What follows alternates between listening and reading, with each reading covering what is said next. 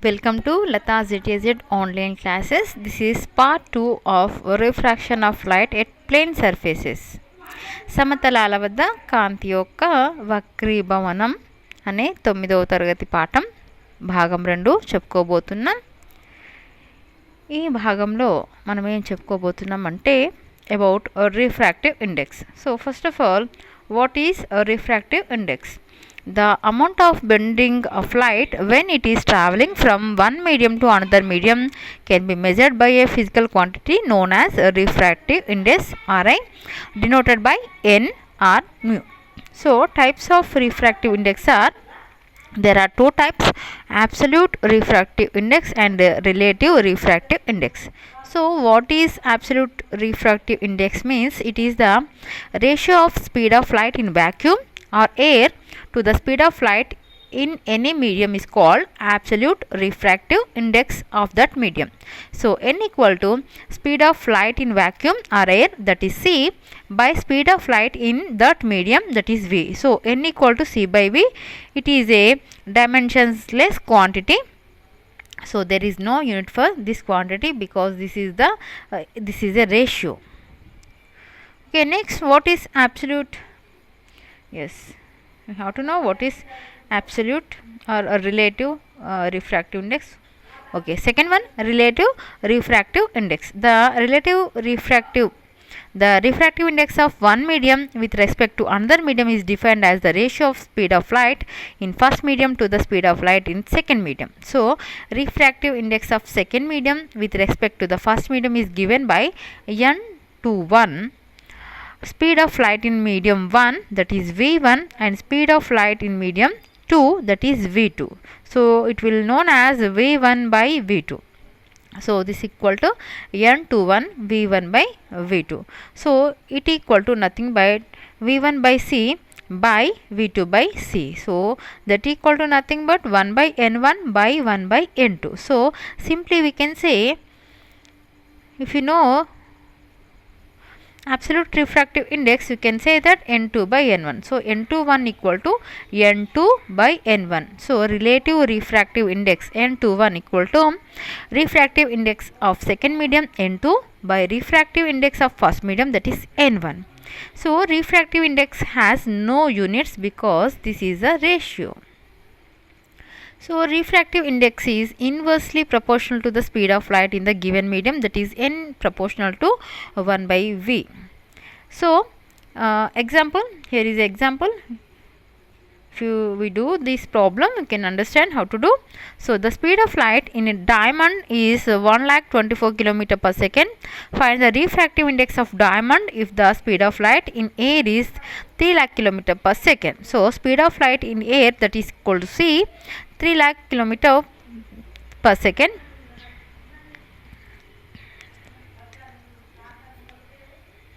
Next, speed of light in diamond, that is v, that is 1,24,000 km per second. Okay, now, so here n equal to c by v, n equal to c by v, c is given here and v is given here. So if you do the division, we will get 2.42. Okay, so this is the refractive index of diamond, 2.42. Next one, example 2. The refractive index of glass for light going from air to glass is 3 by 2. What is the refractive index of glass for light going from glass to air? So here n a to g, that is air to glass. Air to glass is 3 by 2. So now we have to find the GA, that is glass to air, that is equal to 1 by NAG. So that is 1 by 3 by 2 is nothing by 2 by 3. So answer is 2 by 3. Okay. So very simple to do.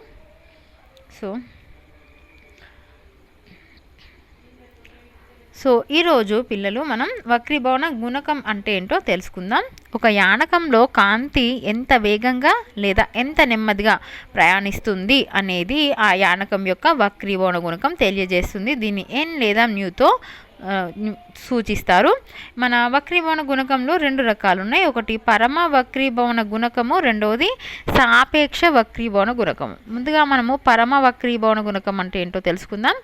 ఏదైనా ఒక యానకంలో కాంతి వేగం v అనుకుంటే శూన్యంలో కాంతి వేగానికి ఆ యానకంలో కాంతి వేగానికి గల నిష్పత్తిని ఆ యానకం యొక్క పరమ వక్రీభవన గుణకము అని అంటున్నాం. కాబట్టి ఈ పరమ వక్రీభవన గుణకం అనేది ఒక నిష్పత్తి అన్నమాట. అంటే దీనికి మనము ఫార్ములా రాయాలి, సూత్రం రాయాలంటే వక్రీభవన గుణకము n = శూన్యంలో కాంతి వేగము అంటే c బై యానకంలో కాంతి వేగము v అంటే n = c/v అని రాయొచ్చు. దీనికి ప్రమాణాలు ఉండవు ఎందుకంటే ఇది నిష్పత్తి కాబట్టి. ఇక రెండవది సాపేక్ష వక్రీభవన గుణకము. ఒక యానకం పరంగా మరొక యానకం యొక్క వక్రీభవన గుణకాన్ని మొదటి యానకంలో కాంతి వేగము, రెండవ యానకంలో కాంతి వేగాల నిష్పత్తిగా చెప్తాం. అంటే ఇక్కడ మనకు 2 యానకాలు తీసుకుంటున్నాం. ఆ 2 యానకాల్లో ఒకదాంతో ఒకటి పోలుస్తున్నాం. అప్పుడు మనము దాన్ని సాపేక్ష వక్రీభవన గుణకంగా చెప్తున్నాం. అంటే ఒకటో యానకంలో కాంతి వేగం v1 అవుతుంది, అప్పుడు రెండవ యానకంలో కాంతి వేగం v2 అవుతుంది. కాబట్టి ఒకటో యానకం పరంగా రెండవ యానకం యొక్క వక్రీభవన గుణకాన్ని మనం చెప్పాలంటే n21 అని రాస్తాం. అంటే ఒకటో యానకంలో కాంతి వేగం v1 బై రెండో యానకంలో కాంతి వేగం v2. అక్కడ n21 కాబట్టి మనం ముందుగా v1 తర్వాత v2 రాస్తాం. ఇంతకీ ఇదేంటి అన్నమాట, v1/v2 అంటే మనకు తెలుసు n21 = v1/v2.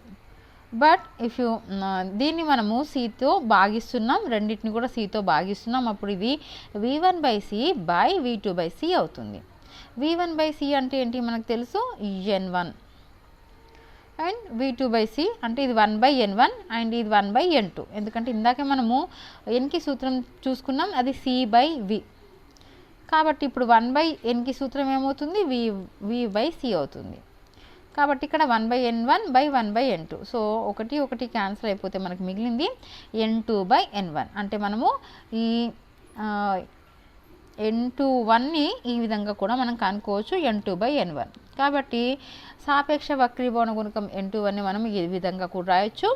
రెండో యానకం యొక్క వక్రీభవన గుణకం n2 బై మొదటి యానకం యొక్క వక్రీభవన గుణకం n1. ఇక్కడ చూడండి మనం ముందుగా 2 ఉంది కాబట్టి n2 రాసాం, తర్వాత 1 రాసాం. ఈ వక్రీభవన గుణకానికి ప్రమాణాలు ఉండవు. ఈ వక్రీభవన గుణకం అనేది ఎల్లప్పుడూ కూడా కాంతి వేగానికి విలోమానుపాతంలో ఉంటుంది. అంటే n ప్రపోర్షనల్ 1/v. n అనేది విలోమానుపాతము v అన్నమాట. మరి ఇక్కడ ఒక ఉదాహరణ ప్రాబ్లం చేద్దాం మనం, అప్పుడు మీకు చక్కగా అర్థమవుతుంది. వజ్రంలో కాంతి వేగం ఇచ్చాడు 1,24,000 km/s. గాల్లో కూడా కాంతి వేగం ఇచ్చాడు 3,00,000 km/s.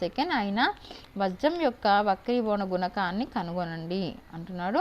ఇక్కడ గాల్లో కాంతి వేగం అంటే ఇది c, వజ్రంలో కాంతి వేగం ఇది v అవుతుంది. మన సూత్రము n = c/v అవుతుంది. కాబట్టి వజ్రం యొక్క వక్రీభవన గుణకాన్ని మనము 3,00,000/1,24,000తో భాగిస్తే మనకి 2.42 వచ్చింది. ఇది వజ్రం యొక్క వక్రీభవన గుణకము. ఓకే,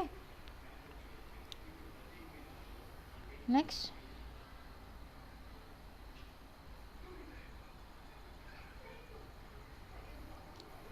ఓకే, తర్వాత మనకి మూల్యాంకనంలో ప్రశ్నలు ఉన్నాయి. ప్రశ్నలు చూద్దాం. కింది వానిలో ప్రమాణాలు లేని భౌతిక రాశి. దేనికి ప్రమాణాలు లేవు, ఇందాక చెప్పుకున్నాం వక్రీభవన గుణకానికి ప్రమాణాలు లేవు. అంటే సి అనేది మన కరెక్ట్ ఆన్సర్ అవుతుంది. తర్వాతది n21 × n32 = ఓకే, ఇక్కడ మనకి n21 × n32 ఇచ్చాడు. సో ఇక్కడ మనకి ఇంటూ చేస్తున్నాం. సో n21 ఏమవుతుంది ముందుగా మనం ఇక్కడ చూద్దాం ప్రాబ్లంలో. ఒక్క నిమిషం, మీకు ఇక్కడ ఇంకో ప్రాబ్లం కూడా ఉంది. ఈ ప్రాబ్లం చెప్పుకున్నాక వర్క్షీట్కి వెళ్దాం. ఒక్క నిమిషం. సో ఉదాహరణ 2 ఏంటంటే గాలి నుండి గాజుకు కాంతి ప్రయాణించేటప్పుడు గాజు యొక్క వక్రీభవన గుణకం 3/2 అయినా కాంతి నుండి కాంతి గాజు నుండి గాల్లోకి ప్రయాణించేటప్పుడు గాజు యొక్క వక్రీభవన గుణకాన్ని కనుక్కోండి.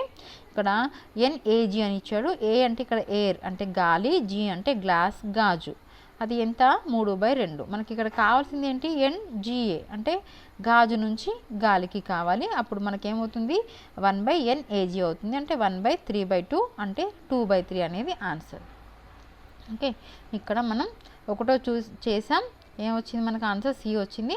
రెండో చేయబోతున్నాం N21 N32 ఇచ్చాడు మనకి. సో ముందుగా మనము N21కి రాసుకుందాం. చూడండి, ఇందాకే మనం సూత్రంలో చెప్పుకున్నాం. ఇక్కడ N21 అంటే ఏంటి మనకు వచ్చింది N2/N1 వచ్చింది కదా. సో ఆ విధంగా మనం రాసుకుంటే మనం జవాబు రాసుకోవచ్చు చాలా సింపుల్గా. సో N21 అంటే అర్థం ఏమొస్తుంది మనకి N2/N1 వస్తుంది. అండ్ ఇంటూ N32 అంటే N3/N2 వస్తుంది. అవునా? సో ఇక్కడ N2 క్యాన్సిల్ అయిపోతే మిగిలింది ఏంటి మనకి N3/N1 అని మిగిలింది. అంటే అర్థం ఏంటి N31 అనమాట. అంటే మన ఆన్సర్ N31 ఎక్కడ ఉంది చూడండి, D. సో D అనేది కరెక్ట్ ఆన్సర్.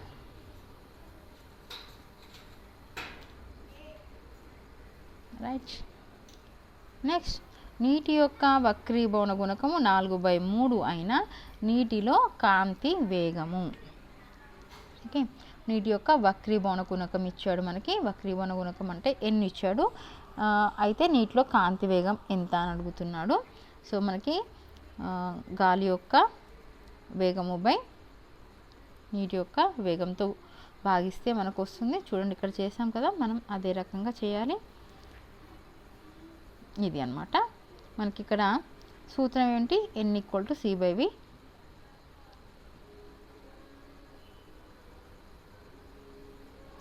ఇక్కడ N మనకిచ్చాడు, ఎంత ఇచ్చాడు చూడండి, 4/3 ఇచ్చాడు. సో N మనకి వచ్చింది 4/3 అండ్ C మనకు తెలుసు 3 lakh km/s బై V. ఇది నీటిలో కాంతి వేగం, మనకు తెలీదు. ఓకే, సో ఇప్పుడు మనం క్రాస్ మల్టిప్లికేషన్ చేస్తే మనకి ఆన్సర్ వచ్చేస్తుంది. సో నేను ఇక్కడ చేసి చూపిస్తాను. అండ్ ఒక్క నిమిషం ఆగండి, ఇంగ్లీష్లో కూడా సేమ్ క్వశ్చన్స్ ఉంటాయి కాబట్టి ప్రాబ్లమ్స్ రెండింటికి కలిపి చేద్దాం. సో ఇంగ్లీష్ క్వశ్చన్స్ ఫస్ట్ చూసి, so first one, the physical quantity which has no units among the following, that is refractive index. So C. And next N21 into N32, once again I am telling. So what is N21? N21 is nothing but N2/N1 and N32 is nothing but N3/N2. So here N2 is cancelled. So remaining is N3/N1, that means N31. So N31, D is your answer. Next one, the refractive index of water is 4/3. The speed of light in water is. Okay, so here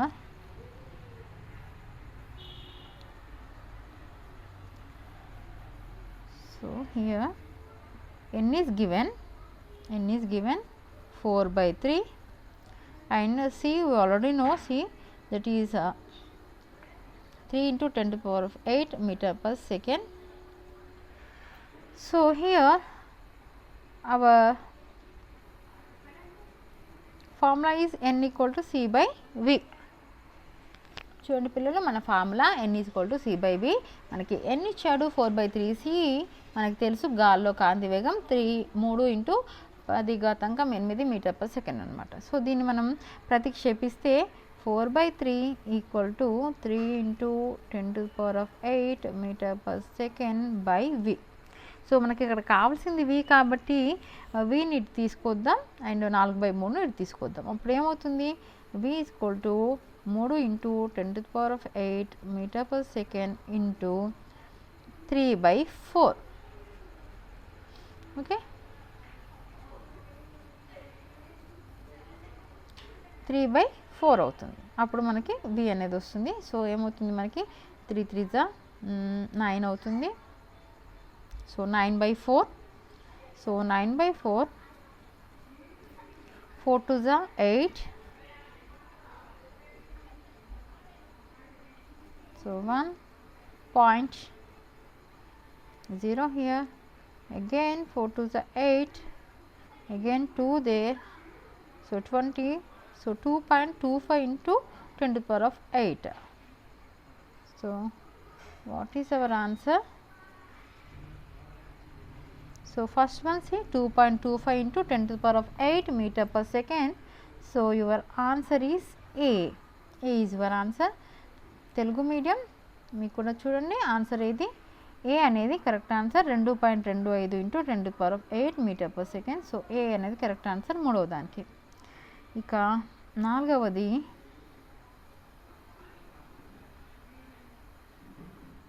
okay, నాలుగో చెప్పుకోబోతున్నాం. నీటి యొక్క వక్రీభవన గుణకం 4/3, గాజు యొక్క వక్రీభవన గుణకం 3/2 అయినా నీటి పరంగా గాజు యొక్క వక్రీభవన గుణకం. సో ఇది కూడా ప్రాబ్లం కాబట్టి ఇంగ్లీష్లో కూడా చూద్దాం.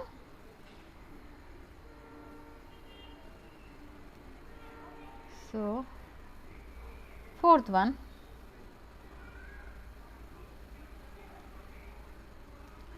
the refractive index of water is 4/3 and glass is 3/2. The refractive index of glass with respect to water. Okay, so మనకి ఇక్కడ ఇచ్చింది వాటర్, నీరు 4/3, గాజు 3/2 ఇచ్చాడు. సో ఇప్పుడు మనము గ్లాస్ పరంగా గ్లాస్ పరంగా నీటి యొక్క వక్రీభవన గుణకం కావాలి మనకి. సో చేద్దాం మనం.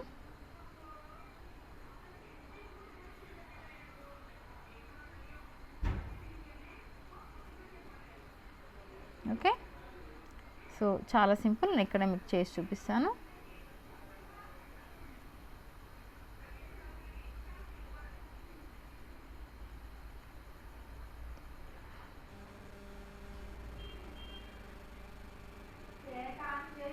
సో చూడండి, ఈ ప్రాబ్లం మనం దేంతో చేయాలి, దీంతో N2/N1తో చేయాలి. సో మనకి కావాల్సింది ఏంటి, ఫస్ట్ మనం రాసుకుందాం మనకి ఏమేమి ఇచ్చాడు. సో మనకి ఇచ్చింది వాటర్ 4/3, గ్లాస్ 3/2.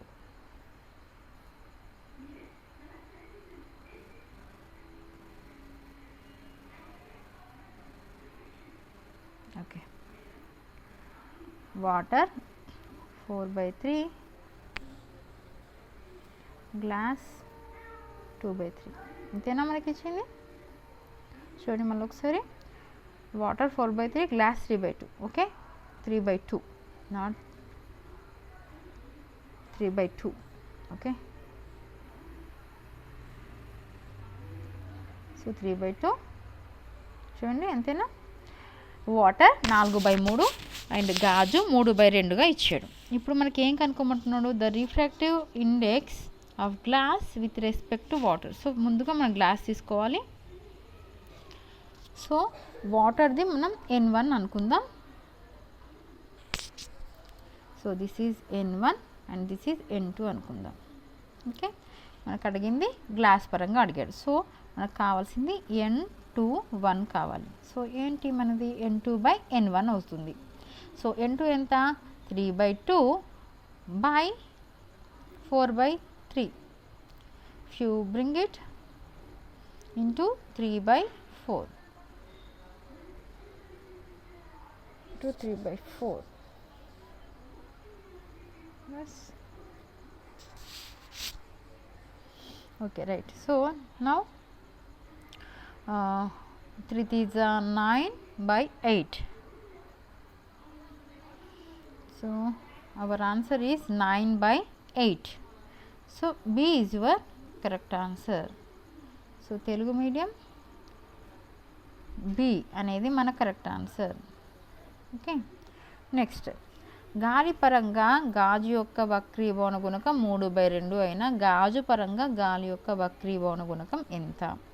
సో ఇది చాలా సింపుల్ కదా. మనం ఏం చేస్తాం, ఇంగ్లీష్ మీడియం మీకు కూడా చెప్తాను. So So where is the fifth one? Okay, there is no question in English medium. అక్కడ 5వ ప్రశ్న వేరేగా ఉంది. ఓకే, ఇక్కడ నేను చెప్తాను చూడండి. గాజు యొక్క వక్రీభవన గుణకం 3/2 ఇచ్చాడు. ఆయన గాలి యొక్క వక్రీభవన గుణకం మనకు కావాలి. అప్పుడు అది ఏమవుతుంది? ఎస్ 1/n1 అవుతుంది. సో 2/3 ఆన్సర్ వస్తుంది మనకి. సో 2/3 ఎక్కడ ఉంది? మనకి ఏలో ఉంది. సో ఇది ఏ. ఓకే, ఇంకా 6వ ప్రశ్న, కింది పట్టికలను పరిశీలించి ఇవ్వబడిన ప్రశ్నకి సమాధానం రాయండి. పై వాటిలో కాంతి వేగం ఎందులో ఎక్కువ, ఎందుకు? సో చూడండి, మనకి ఇక్కడ యానకం ఇచ్చాడు, వక్రీభవన గుణకం ఇచ్చాడు. మనకి వక్రీభవన గుణకం ఎంత ఎక్కువగా ఉంటే దానిలో కాంతి వేగం అంత తక్కువగా ఉంది అని అర్థం. ఎందుకంటే ఇందాక చెప్పుకున్నాం, కాంతి వేగానికి ఇది విలోమానుపాతంలో ఉంటుంది. అంటే ఇది పెరిగితే ఇది తగ్గుతుంది. ఇక్కడ ఎక్కువ అడిగాడు కాబట్టి మనం ఎక్కడ తక్కువ ఉందో చూసుకోవాలి. సో ఎక్కడ మనకి తక్కువగా ఉంది చూడండి, 1.31 తక్కువగా ఉంది అన్నిటికంటే. కాబట్టి పై వాటిలో కాంతి వేగం ఎందులో ఎక్కువ? మంచు.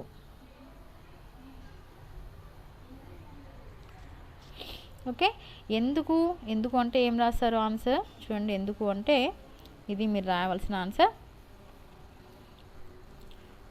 ఇది రాయాలి. ఏంటి? వక్రీభవన గుణకం కాంతి వేగానికి విలోమానుపాతంలో ఉంటుంది కాబట్టి ఇది మీరు రాయవలసిన ఆన్సర్. ఓకే, ఇది 6లో ఫస్ట్ వన్కి ఆన్సర్. అక్కడ మంచు అని రాసి ఆన్సర్ రాయండి. ఇక రెండవది, పై వాటిలో కాంతి వేగం ఎందులో తక్కువ, ఎందుకు? తక్కువ అంటే మనం ఏం చూసుకోవాలి? ఇక్కడ ఎక్కువ ఎక్కడ ఉందో చూసుకోవాలి. సో అది ఏది? 2.42 అంటే వజ్రం. సో వజ్రము. ఎందుకు అంటే మళ్ళీ ఏం రాస్తారు? ఇందాక మొదటి ప్రశ్నకి ఏదైతే నేను టిక్ పెట్టించానో అదే ఆన్సర్ రాస్తారు సేమ్. తర్వాతది, పై పట్టికలో ఇచ్చిన యానకాలను కాంతి వేగాల ఆరోహణ క్రమంలో అమర్చండి. ఆరోహణ క్రమం అంటే మనం ఇంక్రీజింగ్ ఆర్డర్, అంటే ఫస్ట్ తక్కువ నుంచి ఎక్కువకి వెళ్తాం. అన్నిటికంటే తక్కువ ఏది ఉంది? వజ్రం. సో ఇది మన మొదటి ప్లేస్. సో ఇక్కడ వాన్ రాస్తున్నాను, పూర్తిగా వజ్రం అని రాసుకోండి.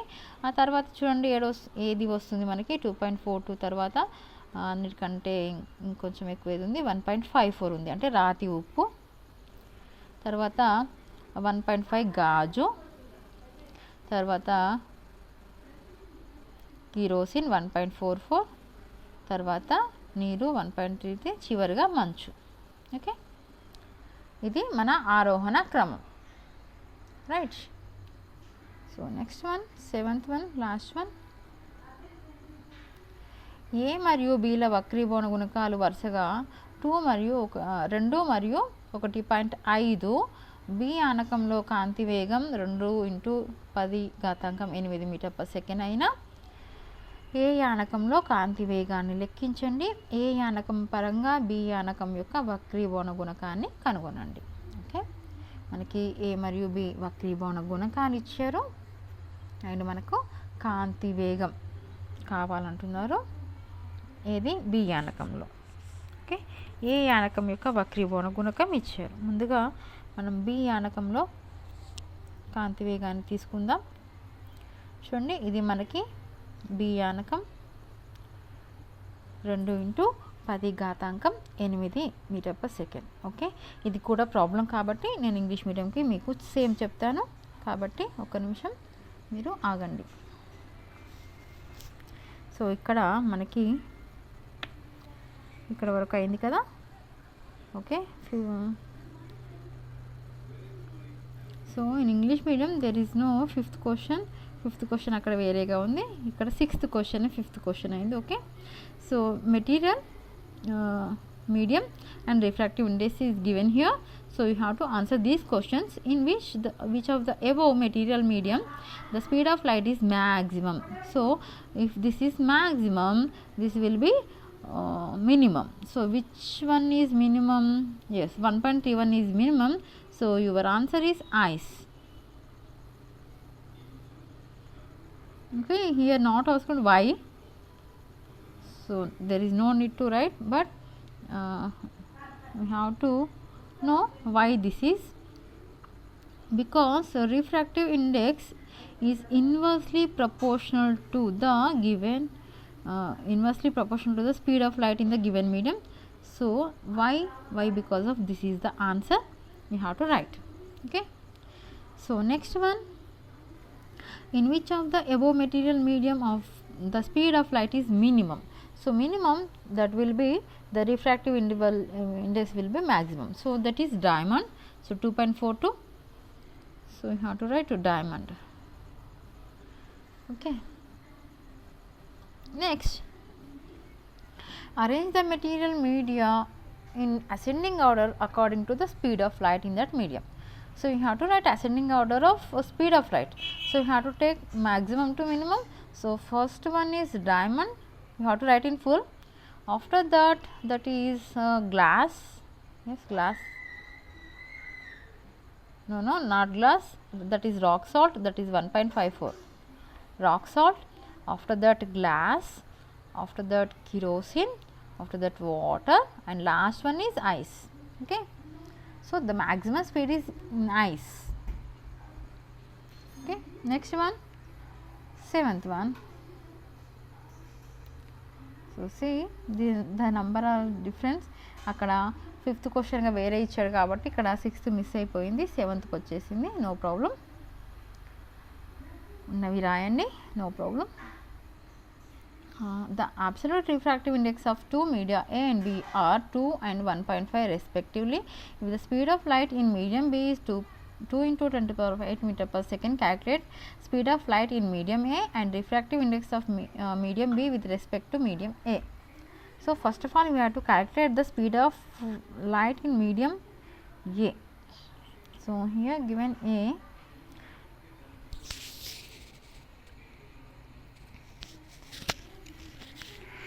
ఓకే, బట్ ఇన్ తెలుగు మీడియంలో ఏమి ఇచ్చాడు, ఏ యానకంలో కాంతి వేగాన్ని లెక్కించు అని ఇచ్చాడు. సో చేద్దాం మనం ఇప్పుడు ప్రాబ్లం.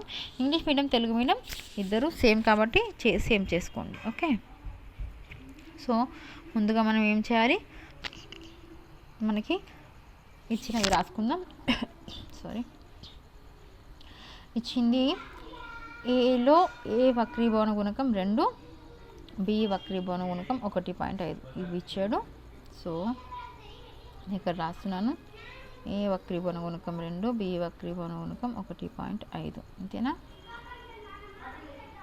ఎస్, 2 1.5. అండ్ మనకి కావాల్సిన ఇంకా యానకంలో, బి యానకంలో కాంతి వేగం కూడా ఇచ్చాడు 2 into 10 to the power of 8. So ఇక్కడ రాస్తున్నాను, కన్ఫ్యూజ్ అవ్వకండి. 2 into 10 to the power of 8 metre per second. ఇది బి వేగం ఇచ్చాడు, మనం ఏ వేగాన్ని కనుక్కోవాలి. సో ముందుగా మన సూత్రం రాసుకుందాం, దట్ ఈస్ n = c/v. ఇక్కడ మనం n దేన్ని తీసుకుంటున్నాం, ఏది తీసుకుంటున్నాం.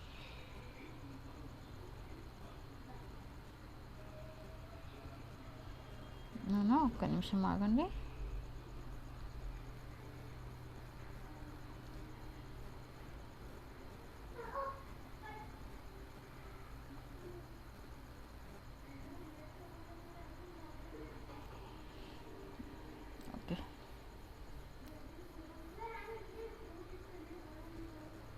Okay, n = c/v. సో మనకి ఇక్కడ n అంటే ఏది ఎంత, 2. సో 2 = c ఎంత, శూన్యంలో కాంతి వేగం అంటే 3 into 10 to the power of 8 metre per second by మనకి v ఏంటి, v మనకు కావాలి. Okay, so by v. So ఇప్పుడు మనకి v కావాలి కాబట్టి vని ఎడమ వైపుకి LHS తీసుకుని వెళ్తున్నాం. సో v అండ్ ఇది ఇటు తీసుకెళ్తే బై 3 అవుతుంది. So 3 into 10 to the power of 8 by 2. Okay, 3/2. Okay, నేను మీకు అర్థమయ్యేటట్టుగా వేస్తాను, ఒక నిమిషం ఆగండి. ఇక్కడ కొంచెం పైకి జరిపి క్లియర్గా వేస్తాను. ఓకే, సో మనకి సూత్రం n = c/v. n మనకి ఇచ్చాడు 2 and c 3 into 10 to the power of 8 metre per second and v మనకు కావాలి. సో vని LHS తీసుకెళ్దాం, 2ని తీసుకొచ్చాం, అప్పుడు బై 2 అయింది.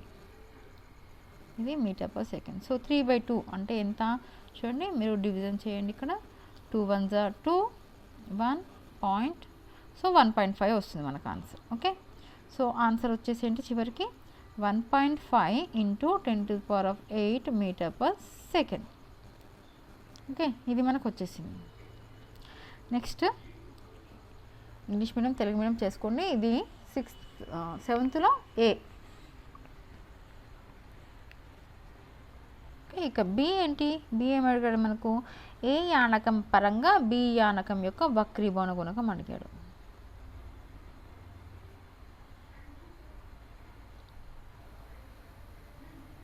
సో ఏ పరంగా బి అడిగాడు కాబట్టి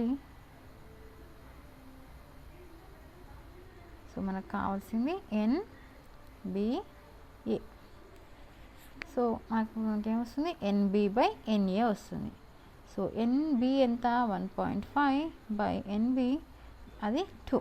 so 1.5 into 2, so this will become ఏమవుతుంది మనకి 15/20.